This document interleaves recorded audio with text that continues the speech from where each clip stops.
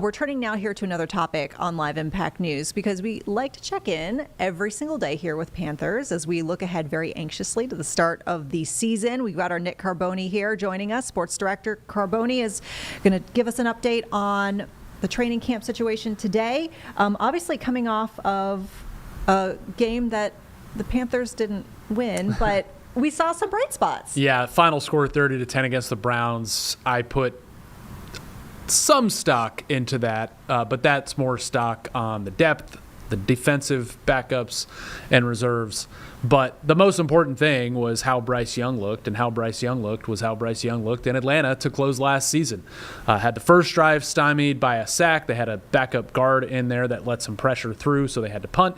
The next drive, he had several great throws all over the field, and that drive ends with a touchdown in a typical Bryce fashion. He gets flushed by some pressure. He rolls out. He keeps his eyes downfield. His receivers stay in touch with him as he's scrambling, and he finds Jalen Coker for a touchdown. Really kind of what had become vintage Bryce in the last 8 games or so last year. We saw that, and we will continue to see hopefully that this week, because remember last season he didn't go into that third preseason game. Well, now he's got 2 series under his belt in preseason game number 1, and that was after a joint practice, and after another joint practice this week at Houston, he could have up to 3 series on the field against the Texans down there. So he's getting a lot of work. He's getting a lot of chances to assimilate with new pieces on the offense, as well as some of the players that are back, and so far so good, but it is just preseason game number 1. Yeah, well, and I mean, we've talked a lot about the fact that it does seem like they're trying to assemble pieces around him, as you've alluded to.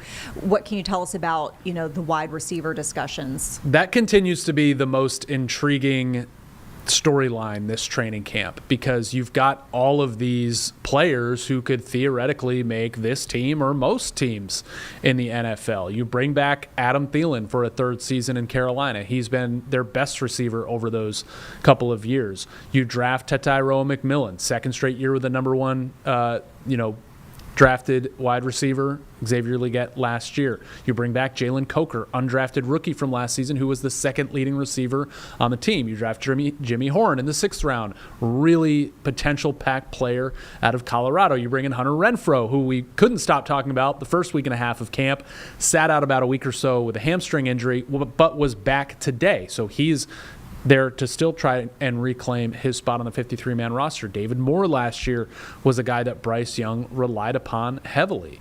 So you've got a lot of intriguing pieces in a room that's probably going to carry 6 wide receivers. But I will say the kind of headline the last week or so is Jalen Coker. He had the touchdown for Bryce Young. He looks physically even more impressive than he did his rookie season. Clearly did a lot of work on his body and his physique and his strength and speed this offseason. And he's really popped the last week or so of training camp and gone from, I don't know if he was ever necessarily on the roster bubble, but now it just seems like a foregone conclusion that he is going to be on the 53-man roster. When head coach Dave Canales was asked about it today after practice, he said, look, and it was basically a way of saying, we don't care where you were drafted, what school you played at, or if you're undrafted from Holy Cross like Coker is. We're going to put the best receivers out there and the guys who catch the ball. And then he went on to say that Jalen Coker has probably been their most reliable catcher of the football all training camp. So I don't think there's a doubt he's on the team. It's going to be an interesting squeeze, probably between Hunter Renfrow and David Moore, to see who is at the back end of that room going into the season. Anything interesting out of activities today? I know it's it was a padded practice. It got soggy at the end. Nothing really stood out from an individual play standpoint or a defense versus offensive standpoint. But this is a team that's largely settled in a lot of spots and doesn't have a great deal of position battles in training camp. Really, it was only kicker and center coming in, and now it's center has been decided. Head coach Dave Canales told us today that Austin Corbett will be the team's starting center. This is his 4th year with the franchise, coming over from the LA Rams where he won a Super Bowl. He switched to center from guard last season. That was going really well. except 5 weeks into the season, he injured his arm at Chicago and had to sit the remainder of the season out. Did not get to play with Bryce Young during his resurgence. So now those two are paired back together. They've been developing chemistry on the first-team offense all training camp. Cade Mays made it a close battle and played well in Corbett's stead last year, but he's somebody that they can use as a depth piece that can play all across the offensive line. So if you're looking at position battles, there weren't a whole lot. They're not at the flashiest positions, kicker and center. Center has now been decided. It is back to Austin Corbett, who could have been let go in free agency, basically let to walk, but the Panthers did bring him back. He was really excited about that. He did a one-on-one with our Danielle Stein just after being named starting center today, so look out for that on WCNC Plus later today. He was really open and honest about the position battle, going through the injury, going through free agency, not knowing whether he'd be back and how much he wanted to be back, and then his excitement for what he's seeing from Bryce Young this training camp. That's great. Yeah, definitely. It was really good, and I highly suggest folks look out for that today. For sure. Yeah, sounds great. So, Nick, looking ahead here this weekend, we've got another preseason game. It's Saturday, right, in the afternoon? Yes, Saturday afternoon at Houston. They're going to do joint practice later this week, I believe Thursday.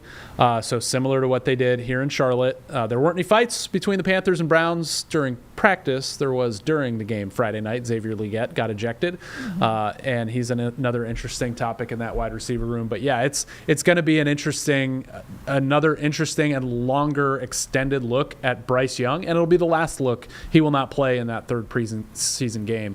So joint practice Thursday. He's going to go up against some really rangy, long Texans edge rushers and cornerbacks.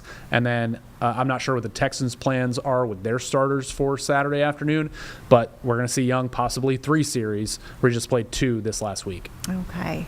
Anything that you want to let our viewers know here that they'll be seeing, special coverage? I mean, keep it here. Just today at 4 o'clock, Danielle Stein is bringing us a look at Xavier Legette, who has had an interesting camp coming off an interesting rookie season where he got open but had trouble hanging on to the football. Now you've got all these other receivers around him, and he gets out on the field Friday night, and he's outshined by McMillan and Coker, partly because of what they did, but also because Xavier Legette got ejected. He threw punches at an opposing player and was kicked out of the game, and that's just not something that can happen in a regular season game. So we're going to hear from Xavier Legette at 4 o'clock about that. At 5 o'clock, we're going to dive more into this Jalen Coker craze. He is a fan favorite. He may be about 4th on the depth chart, but he's number 1 in fans' hearts right now. And Dave Canales had some really strong words about how well Coker is doing, especially lately. So that's at 5. Our partners at Locked On Panthers have you covered at 5:30, talking all about the receiver room, the offensive line, injury issues that they've had a little bit here lately, and just what more we can expect from Bryce Young this Friday night, and then Saturday afternoon, and then Danielle Stein's one-on-one with Austin Corbett at 6 o'clock.